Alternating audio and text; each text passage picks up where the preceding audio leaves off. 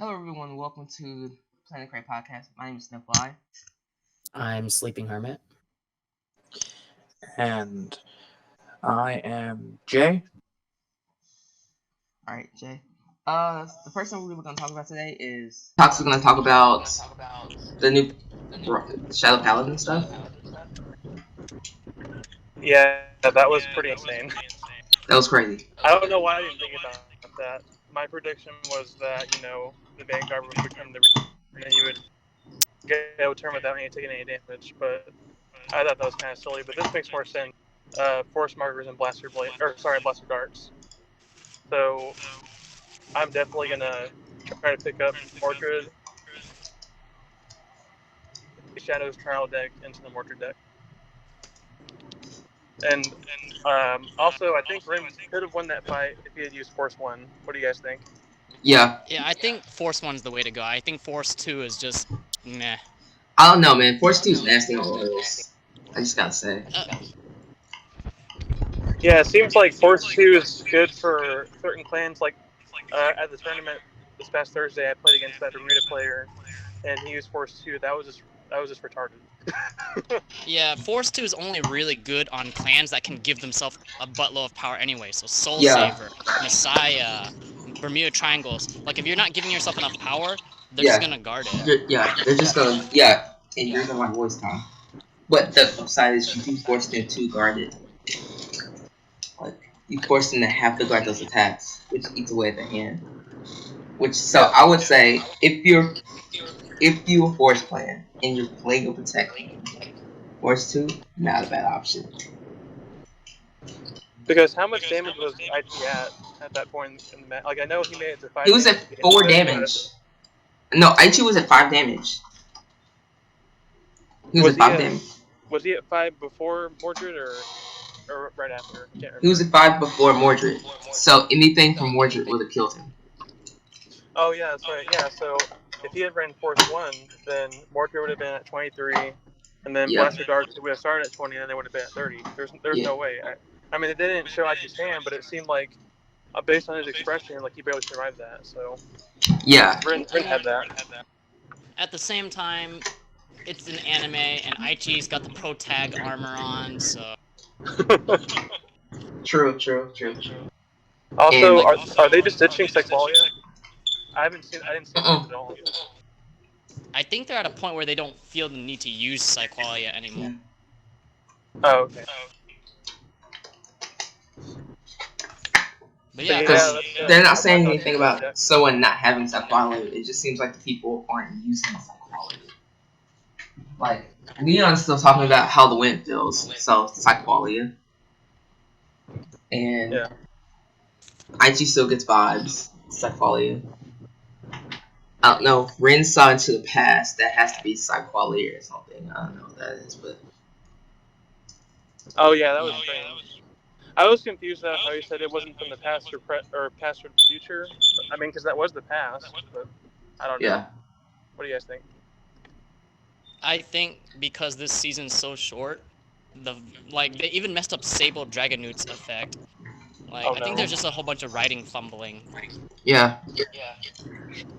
Yeah. I guess they, instead of moving on to something original with IG after Koshin, because this was also in the Link Joker in season 3 of the original series, Link Joker. All this happened there, just with a few different characters. And so it's instead of doing something original with IG, they decided to just dip out, force it early, and then switch over to something original that they haven't done before, but just not IG related. Which is kind of annoying. I do think we're diverging a little bit. Let's get back to the yes. Paladin. So Mordred's effect is when Mordred is on the field, you call the Blaster Dart gets you Force Smart. Whenever Mordred attacks, it restands any Blaster Darts. So I'm a hero user, Lord the Neoflame. And the way I see it is Mordred himself is a lesser the great because he doesn't stand himself, but he stands multiple darks, so the Blaster Darks Neo. I agree with half of what you said because I only heard half of it because it was cutting out. I think I can piece it together though. Okay, go ahead and give me your take. Oh, Mirror Snowplay. Oh, you. I don't play Shadow Paladins. Oh, okay. For I very think I specific agree with reason. what you told me, and you might have said this now, but it was cutting out. That Blaster Dart now is essentially a better Neoflame. If you have two of them on the field, that's insane. That's 2 force markers. Yeah. And, And 10,000 then and plus 10,000 power. yeah, and then when it restands, it gets plus 10,000, and that's not including the fact that if Mordred gets drive checks, if he happens to get double critical, he could assign the effects to both of them, and then when they restand, they're going to be at like 40,000. And so, yeah, 40,000 double crit each die. That's insane. Yeah, that's like I see why he ran that. I just don't think Renegade against Royals was a good idea. Yeah, but I think this will definitely help against hero matchups I play. Oh. But I actually gotta get going. My friend just came out. I just made it to his place. But that's all my thoughts on the new Mordred Phantom or Illusionary. What's his name? Illusionary Revenger Phantom Mordred. Yeah. Yes. Or Mordred Phantom, I think. It's 1 second. Let me check. I was just looking at it. Anyways, I will catch you guys later. It's Illusionary Revenger, Mordred, Phantom Mordred, yeah. Or Mordred, yeah, Mordred Phantom. I don't know. It's just Mordred Phantom. It's weird. Peace. We just had to talk about, personally, my disappointment. Episodes 9, 10, and 11. And if anyone else agrees, I feel like they rushed through them. I feel like they just kind of washed over like any actual game card fights at all. And it was just like 3 different sets of montages. Thoughts? I agree with you, Snugfly. I've been very disappointed in this season. Yeah. We've in the past had like Aichi and the others play through entire tournaments with each fight being shown in details, and now we have card effects being messed up. We just have personal fights that are kind of glossed over. Yeah, like you only like really see like I think it was episode 11 where the semifinals of the Vanguard Koshin was ride, swing, ride, attack, and then it was game after each one of those. Like magically, on one ride, one attack, the person already had 5 damage and it was game. It just I'm like, so that's 10 games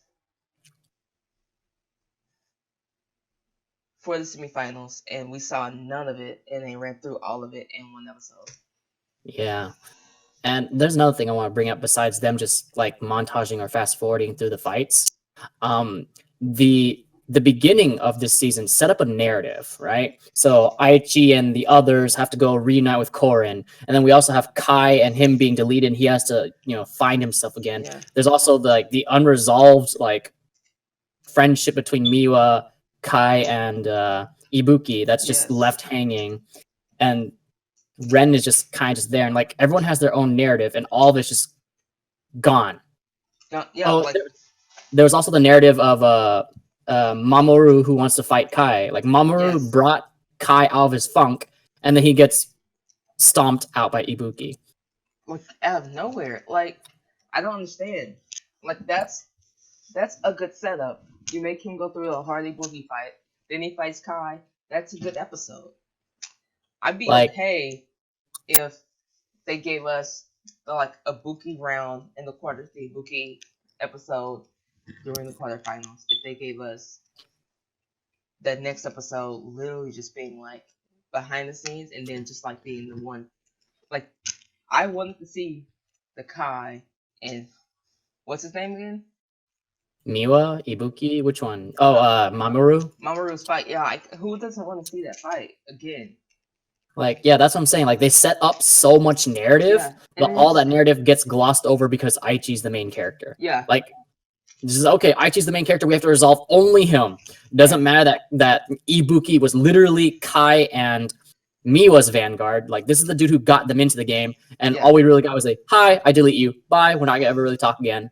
Like, what the hell? And the weird thing about it is like Aichi doesn't really have a storyline this show, so it's kind of weird because he's just kind of there.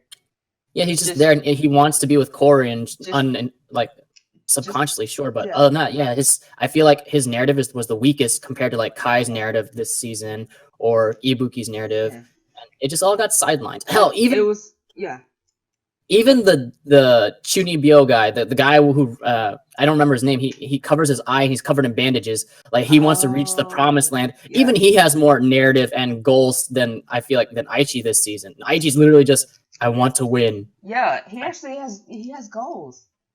Like, and then we didn't even get to see him fight in episode 12. His fight was over before it started, and he lost to the dog dude. What? The dog dude?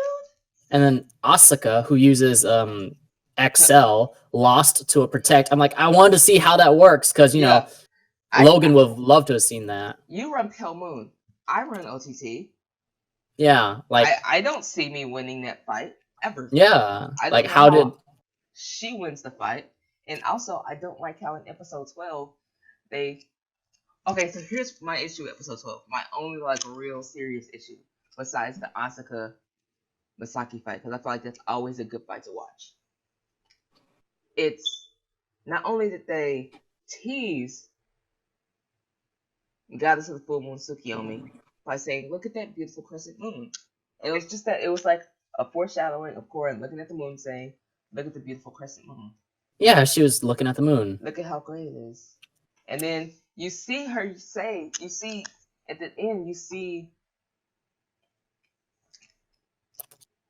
Misaki win with Goddess of the Full Moon, but it's the old art, Yeah, she wasn't in her giant mecha suit. not the new art. Like, Yeah. what are you doing, Bushi Road? Good Get eyes, your Snug shit Fly. together. Good eyes. Yeah, I was really disappointed. And I mean, and it doesn't hurt that a lot of people, myself included, would have just preferred they keep the old art for Tsukiyomi. I'm not saying don't update it a bit. Like, I like some of the updates, but especially if you're gonna use the old art in the show, like, what? And then we only saw one card fight the entire finals. And even then, that was It was- Aichi critting every turn. Yeah, and it was the quickest card fight in the world. I mean, anyone can win easy if they're pulling crits every turn. Single time. Yeah. You deal damage. Oh, field trigger. Yep. Swing, crit, crit. Like, what? And then we see, like, I don't know, man. I don't know.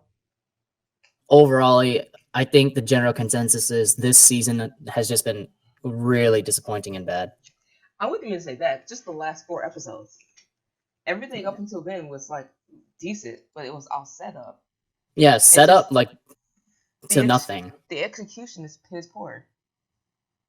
Yeah, so that's mine and Snugfly's opinion. What about you, Progress Oracle J, formerly Ace?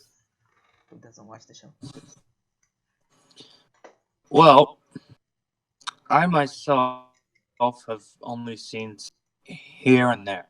However, I have observed from a story aspect at the very least, I'm seeing actually a repeat.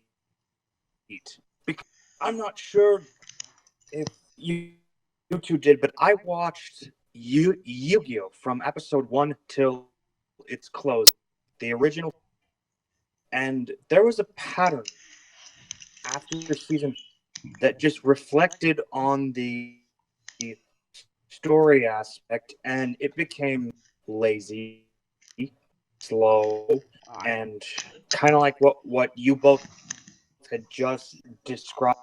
And to me, it just feels like even that the setup in this season of Vanguard, what it set up to, was again just ridiculously rushed. It didn't have a lot of and they didn't really think, I think, about what their viewers wanted to see. I'm But yeah, I would say that's roughly my two I'm cents on things. gonna have to disagree with you. Pause.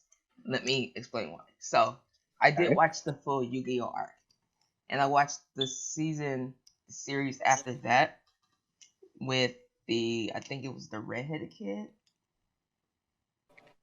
where Yu-Gi-Oh's Jada? only, where he's only like in the first episode.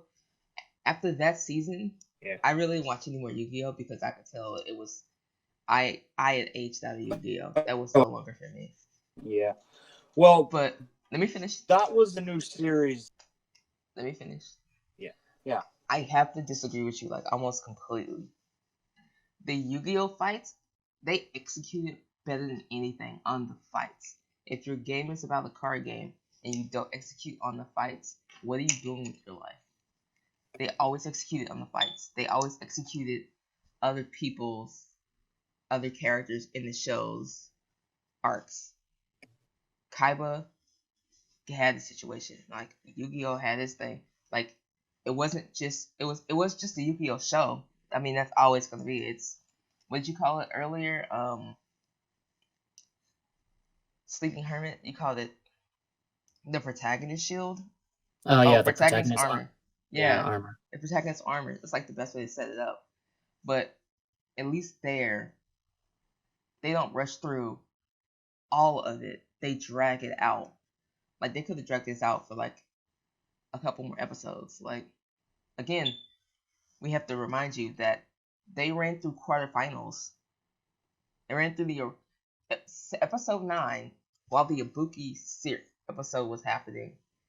After he had already been brought back, while his episode was happening, because he had 2 episodes. He has his episode where he no longer used the leaders to the point where he's puking or dry heaving, and then he gets Messiahs, and then the next episode it's him going back through, bringing everyone back. Then, meanwhile, behind the scenes, there's some coaching stuff happening there. Then you have quarterfinals happening during just this really long-winded montage, and the only actual plot was Corin wanting to play, feeling like she belonged down there with Miyagi, and not knowing why. And then on to episode 11, which was 10 games played one after another behind literally no story, in which the only thing you really see is each person winning each game, and then they're moving on. And Leon Soryu says a word or two every now and then. Which, honestly, why was he not in the tournament himself? He was too young. It was his high school tournament. That's right. Because that's why, yeah, okay. That's right. He's middle school still.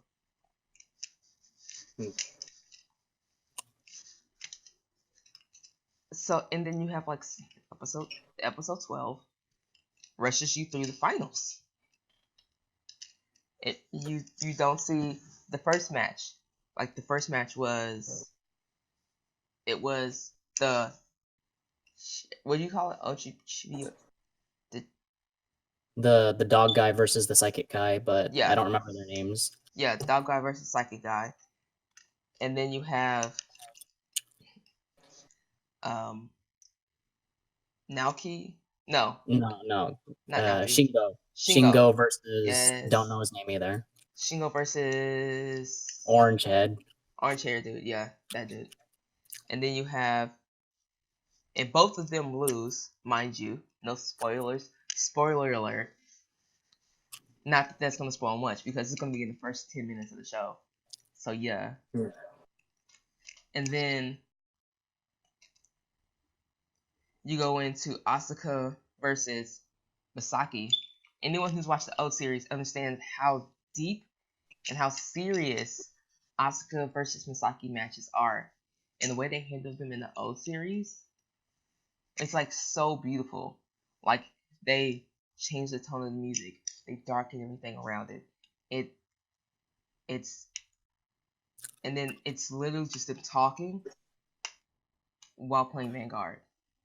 And it's like, okay, this is the 1-1 match where you see, okay, Pale Moon versus OTT, Asuka versus Misaki, Team Ren versus Team Aichi, and these are the two girls, two of the most two of the more hungrier players to be successful fighting, and they make you feel that. And in this game, it literally ends with not the current image of Goddess of Full Moon, Tsukiyomi, which is foreshadowed by not the correct moon for Goddess of Full Moon, Tsukiyomi, but the crescent moon.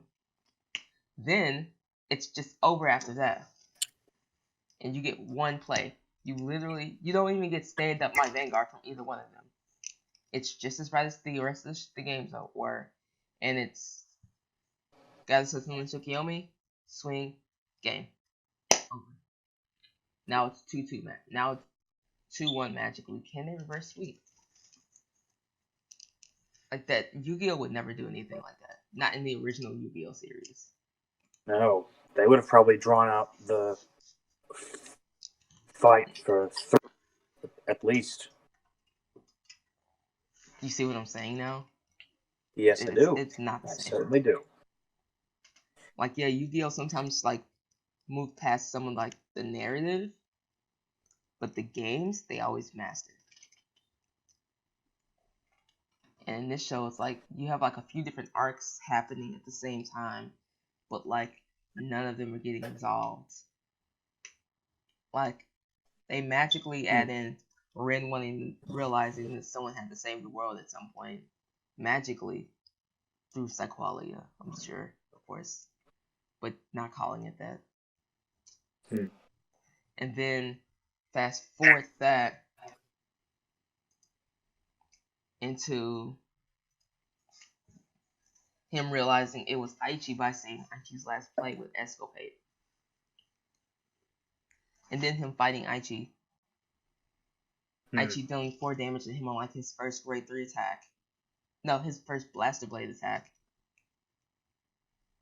Him doing 4 damage on his Blaster Dark attack. And then Aichi finishing him 2 turns after that. No fights don't go like that unless you're playing against Aqua Force. It's a totally different issue. I think overall, all of us were just severely disappointed. Yeah. We're not the only ones. People we know, there other people aren't happy about it either. It's just poorly done. Because of and there again, news. They did tease and show us a trailer of the new show replacing a new series coming after this one for Vanguard, which is a prequel original series. It's a prequel trilogy. It's a prequel series for Shin,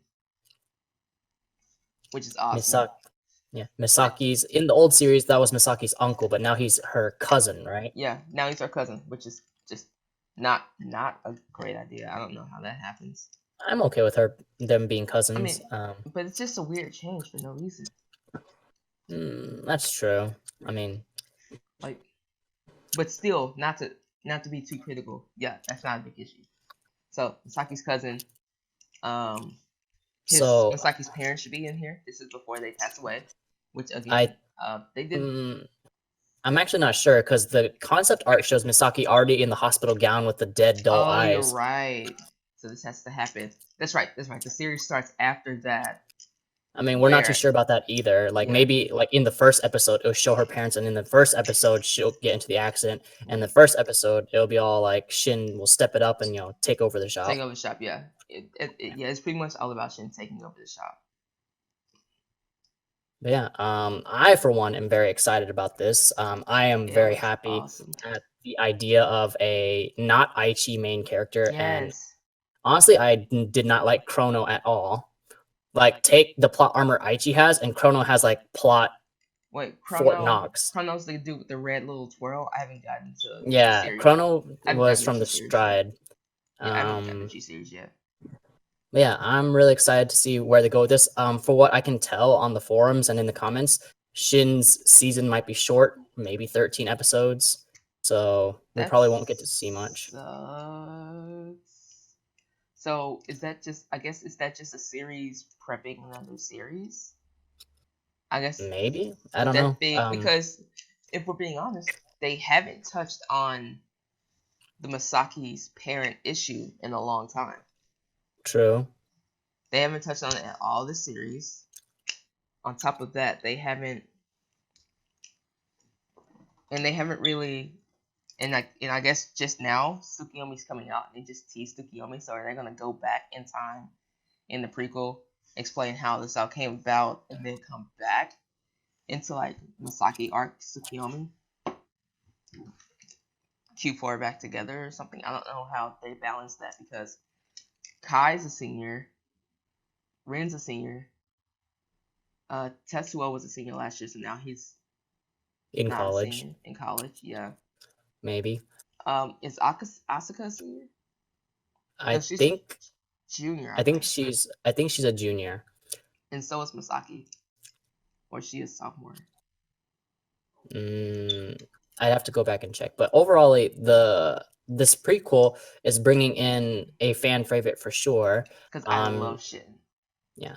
So for Snugfly and Jay, who have not seen the Stride series, there was this like batshit insane dude that was the host of Valios. Valios was the batshit insane one, but the diff writer of Valios was Ryuga Kaizu, and he will be coming back. And yeah, that's just something to look forward to. We also have who else will be appearing? Oh yeah, that guy, the Clarence Sword Dragon user, Kanzaki. Everyone loves their psycho characters. So we have Ryuga and Kanzaki. From what we know, they'll be making minor guest appearances, so maybe they won't even get to fight. Maybe they'll just be a background character. We have young senpai. We have the young teacher. Young Mark. Yeah. Whatever his name is. Yeah, we have him young. Yeah. Young Mark. In his samurai suit, which he has not donned in this entire series, but only really wore in the older series in season 1. Yeah. Shin, who used to play Murakumo, I believe. It was either Murakumo or Nubatama. Yeah. Back then, it's so hard to differentiate between the two. Now he's playing Genesis. Now he's playing Genesis, and we have a resident Genesis player. Yes, we do. If you'd like to step it up, Jay, living up to your Certainly. Your Progress Oracle name. Yeah, the Oracle in your name, if you want to live up to that, and discuss what you think of Genesis right now, and discuss what you think of the new Genesis stuff coming out. And what you're planning to build when it all comes out. Well, firstly, suppose I may as well start with the way that I guess you could say Genesis itself actually chose me. Because it's strange. I never in a million years would think I would ever have a kind of vision about a Vanguard card. But sure enough, I did. Now, it's odd in the fact that this card is not even out in standard. It was from Premium. However, the mere fact that it, to me, made me shift my focus from Royal into Genesis. This card is and I'm actually curious as to what this new season is going to bring, because if Shin is now, as you say, switching from his old style of format into Genesis, then who knows? I just may get the card that actually to me. But as far as how Genesis is right now, I think that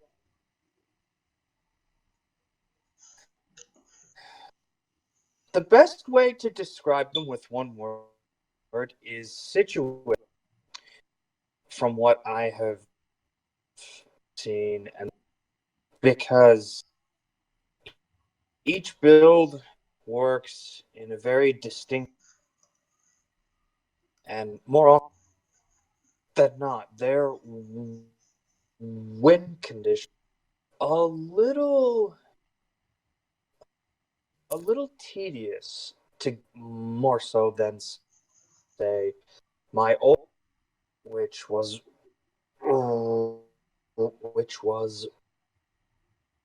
because it's simple on there. Well, I personally ran Soul Saver deck, but it's to save up until you can Soul Blast twice, and then boom. Unless they have all of their perfect cards in their hand, they're easy. However, in Genesis, you have to be mindful of what you're putting into your soul. You have to keep a precise count on both your triggers and you also have to know when to set your board up to the exact turn. Because if you and things don't go the way you expect it to, all they have to do is somehow clear your board, and then boom. Unless you can pull a miracle crit or heal, which although I'll admit I have good fortune in that regard, I hate doing it, or at least it surprises me. Because I'm getting to the point in my Vanguard existence, I think, I hate relying on luck. That's the luckiest I part. know luck is part of the game. I know. That's why I'm starting to. Well, that's why I've been hating it, actually. So, I suppose I may as well give an example. The other day I was playing against one of our, and I had a great nature deck testing out some tweaks. I switched from crits to all every single turn. No matter if it was a defensive or offensive check, I pulled it. And this not only made me think, well, at least all fronts was a good choice, it just also made me kind of realize, hey, I am way too luck based. So that thought, coupled with the dream I had to where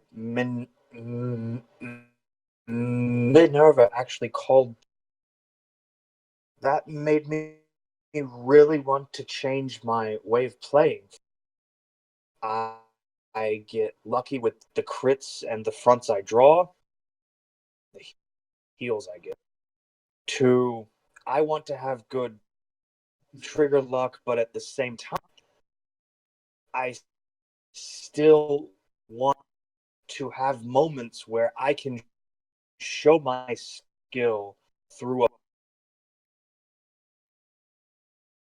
But what I primarily expect to see in Genesis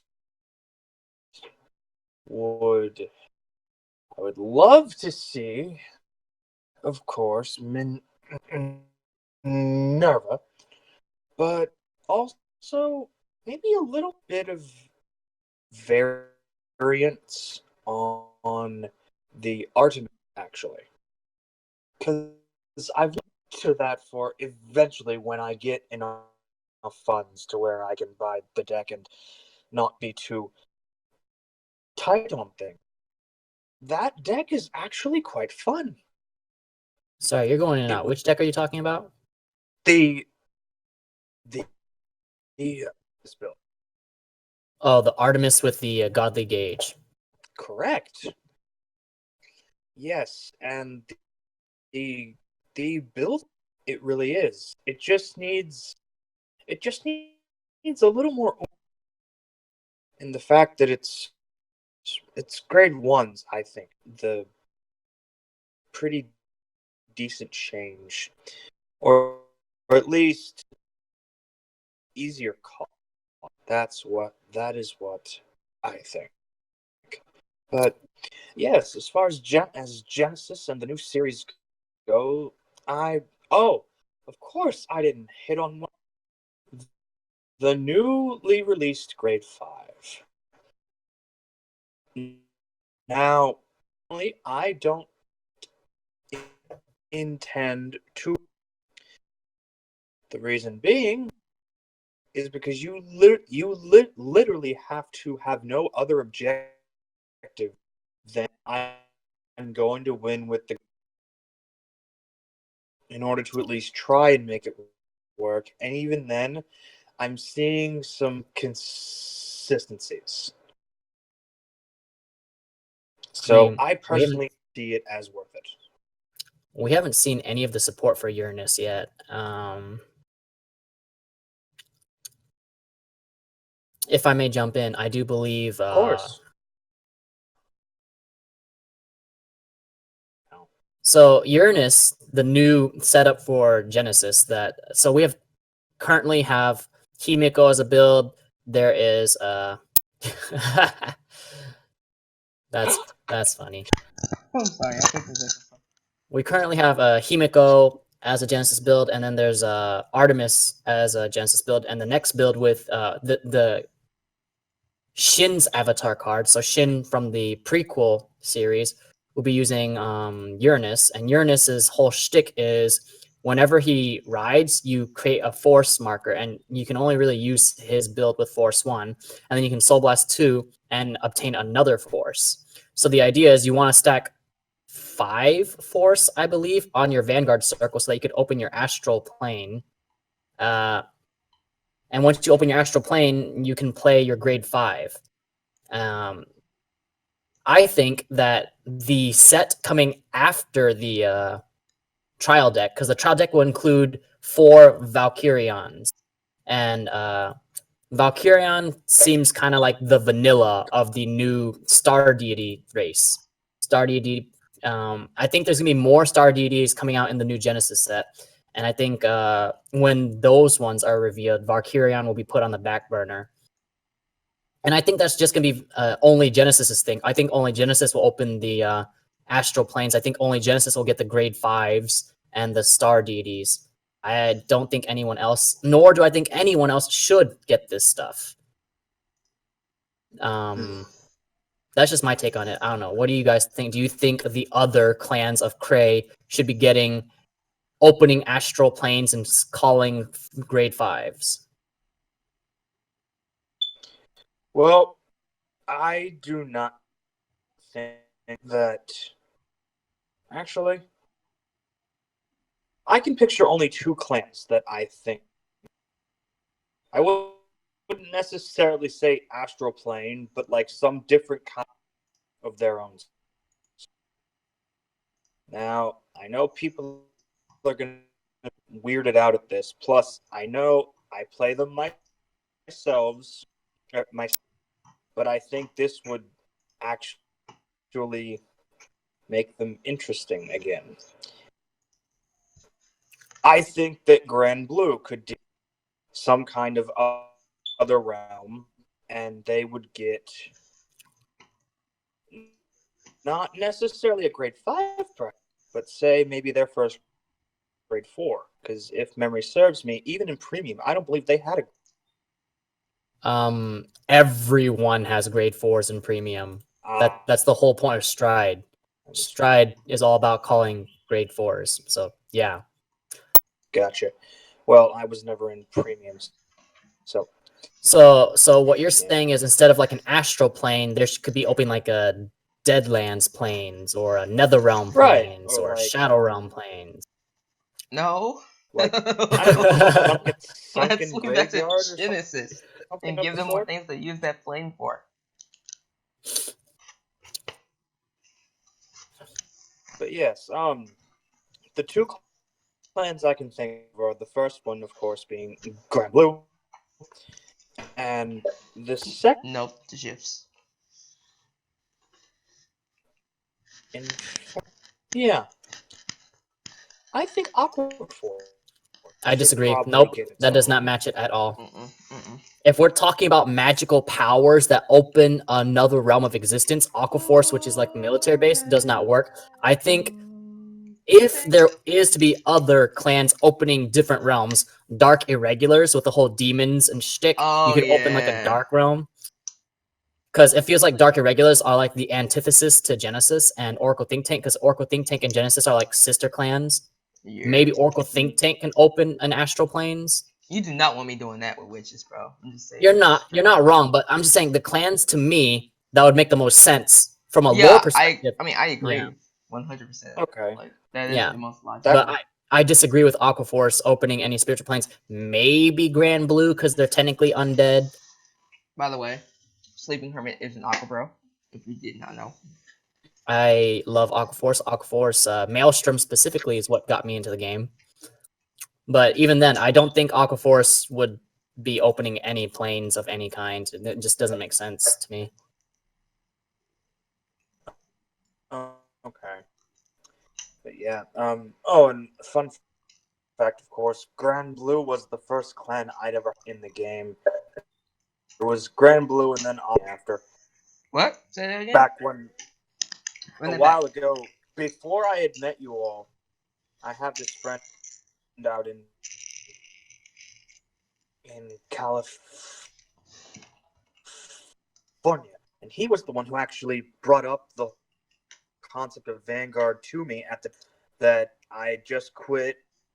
I had gotten out of, and honestly, I was bored. So he brought it up to me back then, and I said, I don't know what I would do. And of course, him being a good friend, he suggested, because he knows I am basically, if it's pirates anything, I will go for that. So he suggested Grand Blue, and that while I looked into it briefly, I just didn't like the concept of Vanguard itself at the time, because Premium was a little, because I think I was suggested to it at a bad time. So, yes. Oh dear, I lost my initial. All right, so how's this? What do you two, so Snugfly and Oracle J, what do y'all think of the concept of the whole grade 5? Do you think it would be good? Do you think it would be bad? For Oracle Think Tank or for Genesis? I mean, just the concept of the whole grade 5 in general. Like, for now, Genesis is the only one with a grade 5, but I don't see why you need a grade 5 if it can't go anywhere else but on the board. I mean, they don't have a lot of the grade 5s, so why start now? Why not just stick to a grade 4 or a grade 3 that can only be caught there? That, to me, make more sense. It's like, why do that extra one thing for, like, no reason?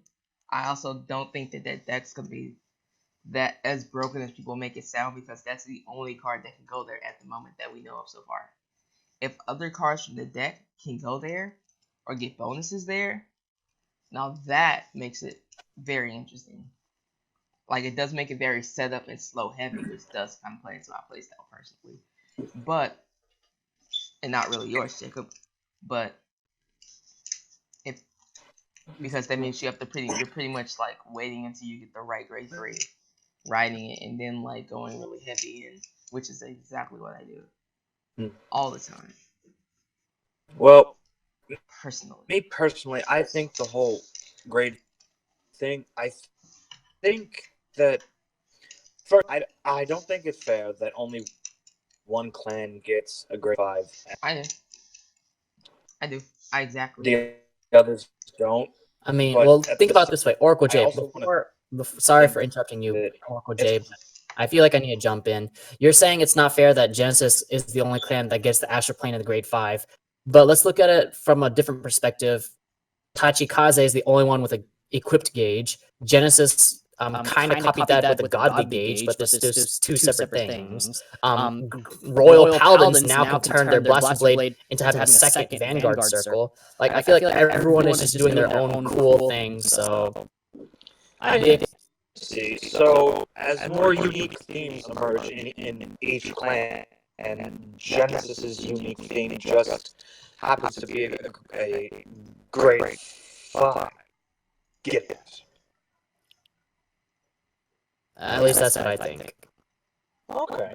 Well, I can in that kind of light. So yeah.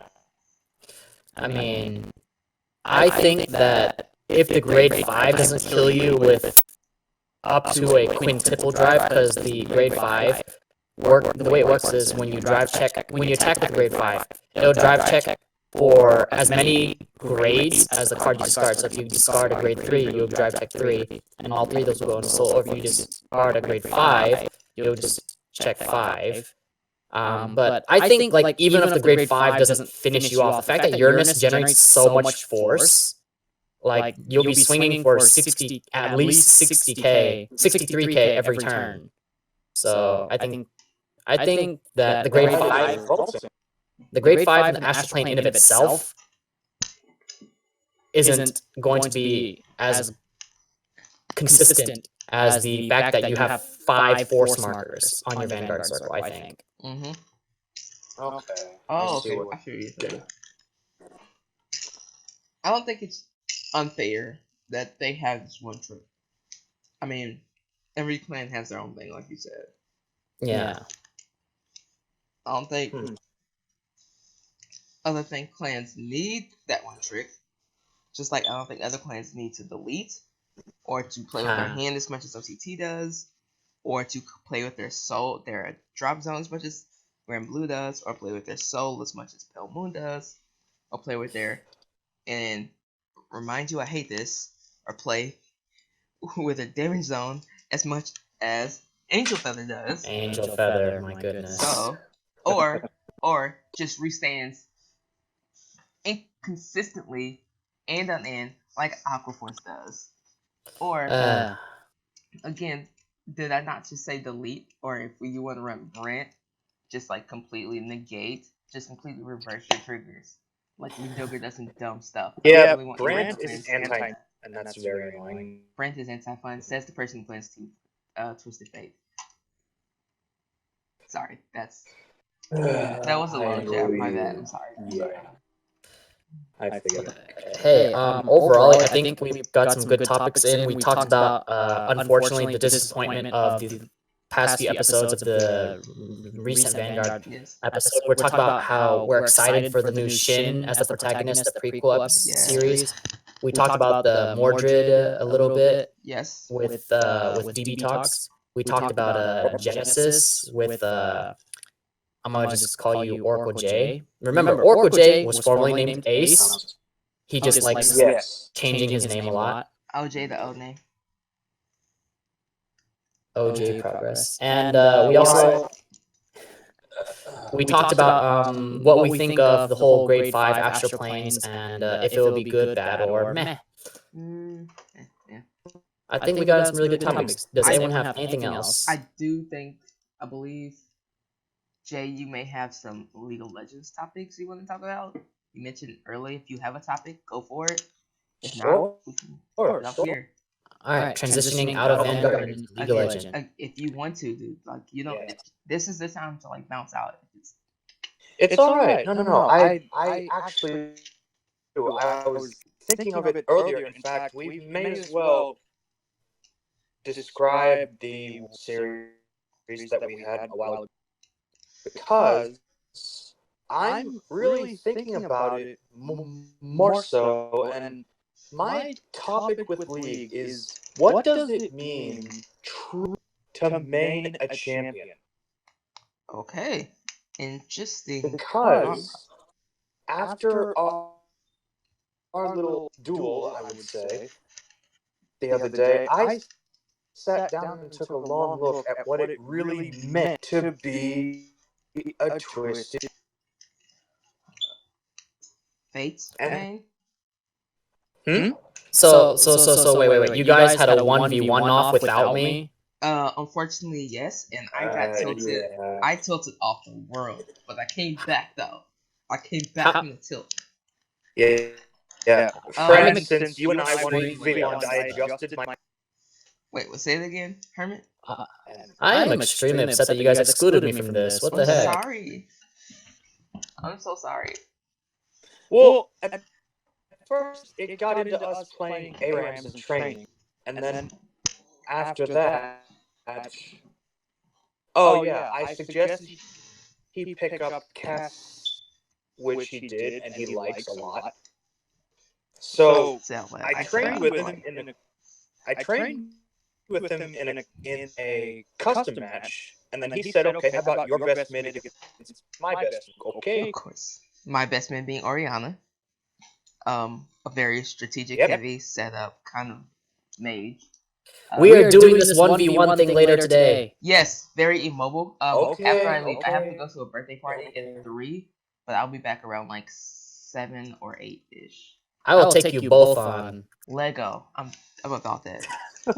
Ooh, 2v2s. Yeah, Mm. I'll be eating with my friend here. But yeah, we can definitely play this later. I'll be I'm down. done afterwards. I'll just hit you guys up in the call. We can do that. I'm down. But so anyway, it was So back to the question. What does it mean to actually main a champion? Yeah, Is it okay if I go first? yes. yeah. I think what comes down to is knowing when your champion is strong, knowing when your champion is weak, and knowing the matchup, and knowing how your champion works as well. It's like a lot of people. There's different strategies on what skills you level up at max first, and then when is okay to roam, or like, okay, how do I do into this matchup, like Twisted Fate versus, I don't know, a Zed, or the point is to really main a champion is to just know everything about your champion, how far they can go, what they can do, and if you can carry with that champion. It's like Twisted Fate is a split push champion, I believe. So you're all about using your ult to catch people out. And I can see how, like, in solo queue where there's less communication and teamwork, that'd be really good. But to main a champion is just overall like to keep playing that champion. Even if you go on this huge lose streak, even if your champion gets nerfed into the ground thanks to Riot Games' legendary patching balancing team, even if your champion just is garbage, you just keep playing that champion. You find out, okay, my champion was nerfed. How can I play it differently? How can I build them differently to still make them effective? Because just because you're nerfed doesn't mean you're not effective anymore. You just need to be effective in different ways. And that's what I believe it means to main a champion. I mostly agree with you. There's a caveat. I think it's a really so you're right, but then it gets into the point where maining versus one tricking. And when one tricking becomes unhealthy, you're right to do that as a main, playing as much as you can, but then as a main, you also understand that sometimes you don't want to play your champion against other champions. Sometimes that's fair. When you get into your other role, you don't play that champion. A one trick will play their champion every single time, no matter what the matchup is, and an unhealthy one trick will play their champion every single time, no matter where they are in lane. And so it's a fine line. It's a really big gray area space. But I think you are right, which is those two caveats of knowing when not to play your champion, and on the occasion when you just want to try something different, playing it a lot and mastering it versus only playing it in its situation, regardless of matchup, regardless of when you want to play something else. Versus the more unhealthy route of only playing it no matter where you are. Only playing it no matter where you are. Support Yasuo or something. Yeah, if you're a Yasuo main, playing Yasuo mid, playing Yasuo jungle, playing Yasuo ADC, which for some reason is legit, low-key possible. I don't know why. I hate it. I think it's stupid. I mean, actually, I do know why. I just think it's stupid. Yasuo support, Yasuo top, no matter where, So if you get autofilled, you're still just gonna play him support. That's stupid. What do you think, Oracle J? Well, I agree with both of your points. However, I think that we have forgotten about think about what we truly mean when we say the word main and what that encompasses. It's a champion that we like, that suits us, that we truly identifies and resonates with us. Okay. Keep So, going. so that being said, I'll be the first to admit, when I sat down and took a look at myself again after our little duel the other day, I thought, am I really a TF? And then I went through and just thought about things. And he has, of course, as we all know, or at least as we should, his W is an and attack enhancements.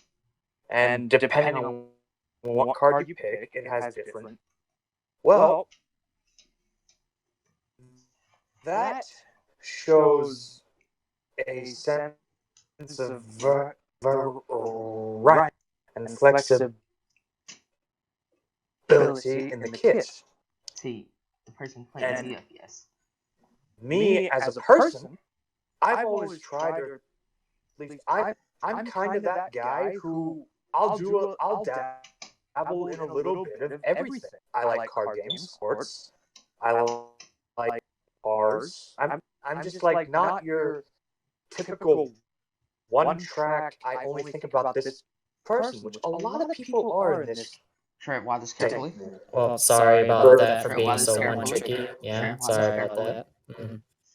Mhm. But It's not necessarily a bad thing. It's just yes, it certainly isn't.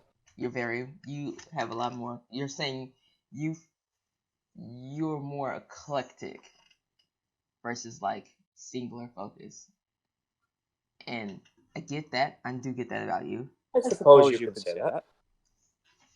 And you're saying, so I don't think that has anything to do with the main mindset. Like the main mindset is I play a champion I really like. This is the champion I play the most because I like playing him the most. Before I completely hated Ezreal's W, I played him the most. I liked him the most. Now I play Orianna the most. I like her the most. The mains change over time. Like, right? They tend to change unless you're one-tricking a champion completely. Which, again, not a bad thing. Well, see, that's where I disagree. I don't think. Granted, I do think one tricks are, if they get to the point where they become really upset with their champion, then, like, for example, I can't believe it, but in my June of high school, we had to do a project. I literally made an entire deck of reds, and I mirrored them exact off of PAX TS card icons. Granted, I got a 95 on that, so. Okay, diverging. So back on track. What is your take on Right. maining a champion? Like from what I'm hearing you say, it sounds like you're trying to say you have a lot of mains, or you don't believe in the concept of mains because you like so many different things. Yeah, it's like you're disagreeing with what we say a main is, which we disagree with the definition of a main. Like you're saying that as you are as a person, you like so many different things. So are you saying that in terms of League of Legends mains, you feel like you don't main anyone because you play everyone? I feel like what I consider is a champion I can make a connection, a true connection, as if that champion was. So kind of like how you had the dream with Minerva. Exactly. So what champion is that then? Huh? Azir, TF, Caitlyn, and Vi. If I had to pick any, Azir. Those four are the. Say that again. Azir. Caitlyn, Twisted Fate, Caitlyn, and Vi. Okay, so which? So you have 4 mains. Yep. Okay. Okay. Cool. Cool. You're a more flexible player. You like a little more variety. You made different characters. Okay, Yeah, that's go. cool. More power to you. You made a jungler. You made a Two mid laners and marksman. and 2 mid laners and marksman. Yeah, that's not. I mean, I'm not gonna disagree with that. I mean, I think TF is. I think it's weird that you pick a really easily mid laner versus a really hard mid laner. Yeah, TF and Azir, the skill gap between those two is pretty big. Yeah, it's about as big as the difference between the Indian Ocean and the Atlantic Ocean. But that's beside the point. Geography. I thought you would say the Earth and the Sun, but okay. No. Anyways, was there any other League of Legends topics you had for us, Oracle J? Oh, Yeah. I have one. Ooh, okay. Ooh, yes, of course. Okay, so it's. Go on. I mean, of course, the purpose is saying this did come up again when I was really supposed to play against this Twisted Fate versus my Orianna, and I mean I thought about it after that, and League of Legends does this a lot, right? They create champions that have unfun mechanics that just pretty much give that champion an ability, an option to do something 100%. If TF wants to stun you, you would have to be on like a 700 ping to not be able to use a stun on TF with STF. And then no matter what you do, you can't dodge that stun. You can't shield away that stun. Because it's an auto attack. You can't shield away the stun. You can't flash away the stun. You can't do anything to stop the stun from hitting you. You better hope you have cleanse or waste the QSS. Or why would you waste the QSS on a basic attack stun if he's gonna do it again in like 4 seconds? It has what, 70 mana? Like very low. It's a 40 mana cost at a low 6 mana cost. second. Low mana cost, low cooldown, high value, no opportunity to avoid once in range. I mean, I think I get what you're trying to say there, Sunfly. It's like fun. the utility the gold card brings, the stun, brings so much value. Like, why would you ever use a red card or a blue card? Well, Yeah. blue card for mana sustain, obviously, but once you get to the late game where you don't have those mana You problems, don't like really you need never to use it ever again. you would never pull a red card, right? Red cards Yep. only, yeah, like red cards still, they do To what clear. they slow and clear. They do AoE. Clear and But again, like you could also clear with your Q, as well as that's TF doesn't clear well anyway. That's not gonna help him clear well. But then again, he has so much mana by late game with such a sharp cooldown, because now it's a 3-second cooldown at max or 4. well, With still okay, and just relatively a low brief mana cost. reminder to interrupt, but remember the build is not the common build. I run a far more utility-based TF That's build what than I'm I saying. do an offense. Like your build, I mean, was I do annoying. freaking Rod of Age. Your build was annoying, but it worked for a 1v1. I'm not sure it would work that well for a game with like more bursty assassins or more bursty champions. If you were laning against an Ahri versus an Orianna, it would have went totally different. You would have lost hands down. Like there's not a lot of ways for you to like out sustain her just by going what's the green redemption as a secondary rune. I'm not talking about that. I'm talking about just like the unfun mechanic. I like Zoe a little bit. Her Q, stupid. Like, if you really wanted to hit someone with a sleepy trouble bubble, you know how easy it is to ult a 3-second ult and then sleepy trouble bubble the second you ult onto someone. You just dip under, sleepy trouble, dip back, and then you have a Q ready. And you have a Q ready to pop them again. Pop them with. That deals, unless the teammate walks right in front of them when that happens, it's game over for them, unless they're a tank. I think what it comes down to is mechanics are fun when you're using it, but it's not fun to play against. Is that what you're saying? I mean, it's not that. That's not. It's. I want to talk about mechanics that are just overall like anti-fun. They're like so simple and so easy. It's not that they're overpowered. It's just that they're not great abilities because there's no skill that goes into them. Like, if Zoe wants to hit you with Sleepy Triple Bubble, she can easily clear farm and then hit you with Sleepy Triple Bubble using her ult. That's insanely easy.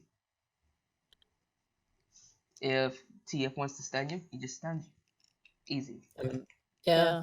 Empowered auto attack. Yeah, it's not that it's just fun to play, not fun to play against. Like that can be said for anything. It's things that are legitimately just designed to be extremely easy and not that rewarding because you don't have to work for it.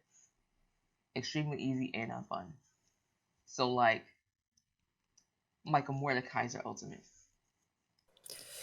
Okay, I'm gonna go ahead and say this now. I think Mordekaiser's ultimate is way too weak right now. I mean, it is weak, but it's really easy to pull off.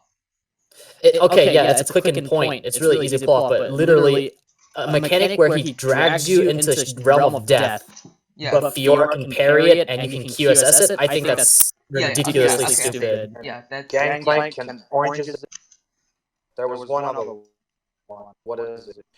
Oh, fun fact. If you alter Rek'Sai, as the Rek'Sai is tunneling, if she dives in as your ult is pointing at her, she won't.